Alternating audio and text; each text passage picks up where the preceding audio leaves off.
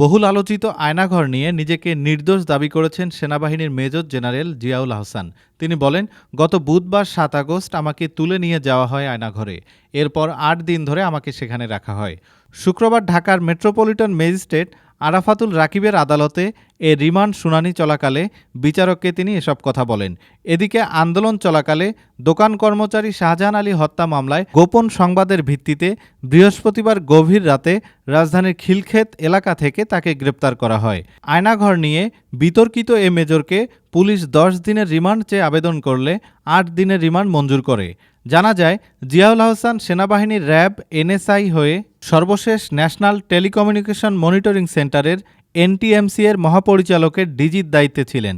সব জায়গায় তার প্রধান কাজ ছিল সরকার বিরোধীদের নজরদারিতে রাখা এবং শায়েস্তা করা। তার বিরুদ্ধে আওয়ামী লীগ সরকারের আমলে গুম খুনের সঙ্গে জড়িত থাকার অভিযোগ রয়েছে। জিয়াউলের জন্যই প্রথমবারের মতো এনটিএমসির মহাপরিচালক পদটি সৃষ্টি করা হয়।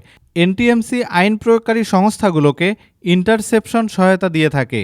এনটিএমসির সঙ্গে আইন শৃঙ্খলা রক্ষাকারী বাহিনী, তদন্তকারী সংস্থাসহ ৩০টি সংস্থা সরাসরি সংযুক্ত। উল্লেখ্য, বৈষম্য বিরোধী ছাত্র আন্দোলনের তুঙ্গ মুহূর্তে দেশে ইন্টারনেট বন্ধে এই সংস্থার প্রধান জিয়াউল আহসানের ভূমিকা রয়েছে বলে জানা যায়।